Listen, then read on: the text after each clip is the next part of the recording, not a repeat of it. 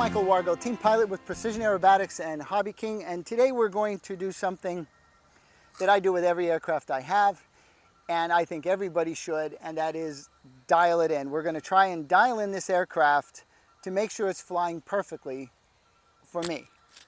I've had this for a while, so it is really already flying perfectly, but I'm going to kind of go through some of the exercises that I go through and the steps to dialing it in. Obviously, at first, I set the rates where I'm comfortable, or I've set up similar planes to give me a good starting point. I set the travel adjusts and everything else like that exactly as I prescribe in all of my videos. So now that I think the plane is set up well, baseline right from the beginning, it should just require a little trimming and be ready to go. So step number one after setup is we're going to trim the airplane, and once we get it trimmed, I'm going to check the CG. As soon as that happens, I'm going to bring it down. All right, whoa. So right here we have a bit of a problem that it is clearly diving at the ground. So we are going to trim it out. I purposely put it out of trim just so we can do a little of this. Okay. All right, here we go. Still needs a little more up trim. I think I overcooked it a little bit. All right. As you can see now, you know, hands off, it seems to be flying pretty good. Now, something that's a little subtle is, you know, correcting the rudder. Like, as you can see, there's no aileron trim needed. If there was, you'd see it right away because the plane would be rolling. If it's an elevator issue, it would be climbing or descending. But with the rudder, it's a little hard to tell. So what I do, I'll try and fly directly away from the camera. I hit the throttle a little bit and try and see if I could detect any yaw. And as you can see, it's yawing a little bit to the left. Now I trimmed it, it seems to be flying straight. So that's how I just trim for the rudder. I fly away and just see how it looks. Now I test that even further to dial it in. And one of the ways is not on an upline, it would be on a downline with no throttle. And as you can see, it's staying straight. So there's no rudder trim needed. Finally, on this stage, I am going to turn it upside down on a 45. And as you can see, it is way tail heavy. So what that means is I have to bring it down, and then I have to retrim. So these first steps of balance and trim have to be done multiple times until you get the balance right. Because if it's tail heavy, of course you're putting in some down elevator to trim it out. So let's land, and we're going to change the CG. All right, back up we go. As you can see, as it's flying away, it's really well trimmed right now.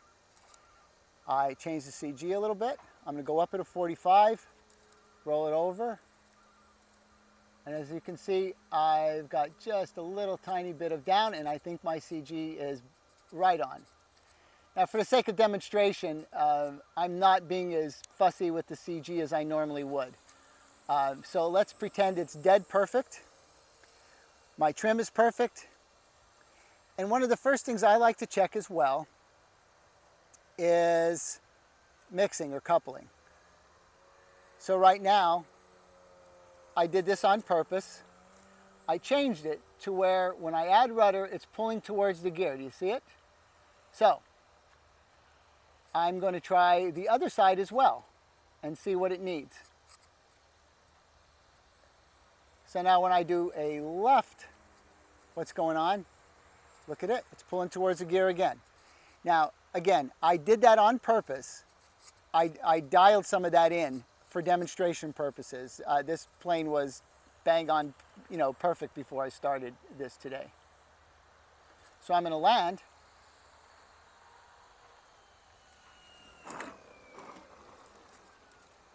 And we're going to change the mix. At this point, the mix, it's pulling towards the gear on both sides. I did that again to make it simple. And so I'm gonna try and adjust them. And it might take me 3, 4, or 5 flights to dial all of that out. But as soon as I dial all of that out with the current CG, then my plane should fly straight at all axes, which is what's really important. Okay, this is the rudder aileron mix. So it was at like 9%, and I'm gonna bump it to, let's say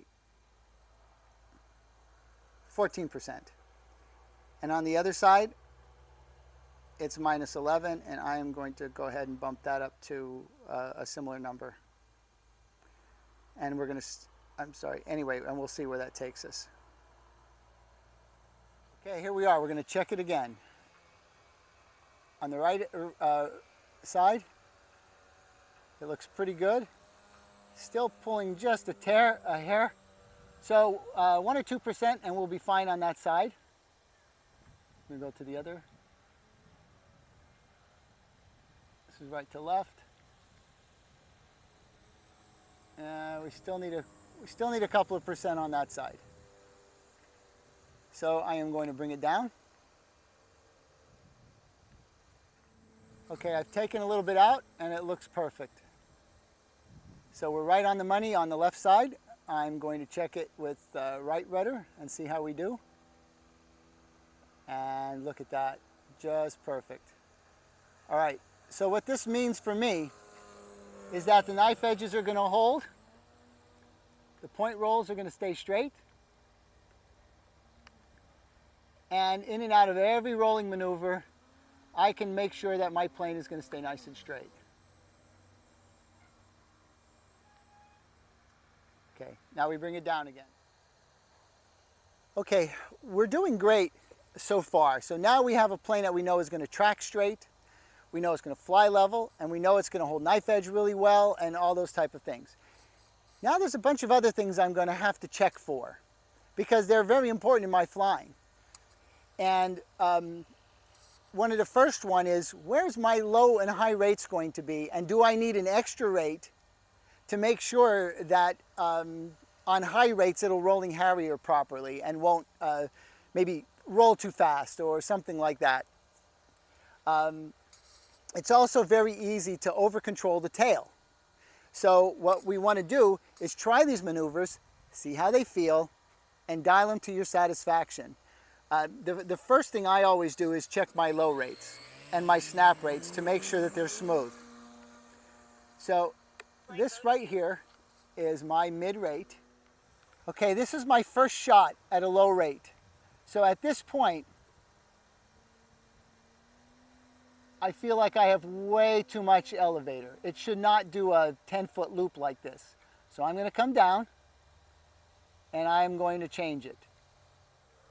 What I'm not going to do is show you every little teeny tiny adjustment. Now this is way better, because I kind of have to pull to get this to go anywhere. So I really like this rate, and at this point it is only set at 20%. So as of right now, I can check how fast my ailerons, because this is a snap rate, so I do want the ailerons fast.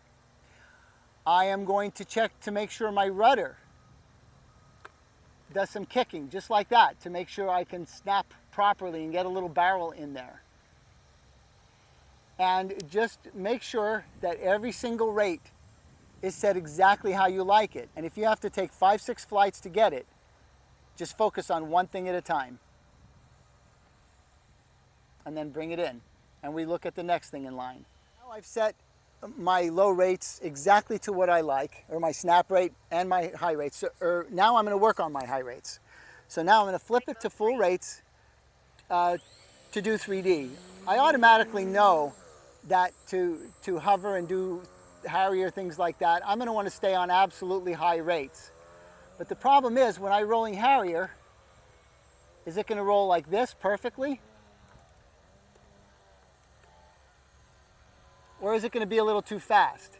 In this case, it seems kind of perfect the way it is. I really don't have to change a special rate for it. But I often do with some of the planes because the ailerons get just a little too fast. And there's a little too much kick on the elevator and rudder rate and things like that. I'm always very careful that there's not too much expo on the rudder and the elevator because sometimes I have to push the sticks way too far in order to make the nose stay up. And it's a lot more convenient to just move it a little bit. And it's much more intuitive to make smaller maneuvers. At this point, we're going to try just a few of the things that go into helping this thing fly perfectly through all of the flying you're going to do. We're going to check uplines and downlines to make sure it's tracking straight. You need to look at thrust line to make sure as you're in a hover, it's not pulling in one direction or another automatically when you apply power. Again, with the PA planes, most of this stuff is already done to such a fine degree that you shouldn't have to mess with any of those things. But the point of this video is you can make any plane fly the way you want it to, basically, if you just will take the time to keep working with the setup. What prompted this video was working on a jet to make sure the low rates were just perfect. What happens is people get up and say, yeah, that's close enough, and they move on. But especially if I'm flying a pattern plane and I want it competition ready, I might make 30 flights, 35 flights until this thing is really dialed in, until I really got it to where it does everything exactly the way I want it to. You just have to have a little patience. So right now I'm going to check the up and down lines. I'm also going to check this. Watch, straight up.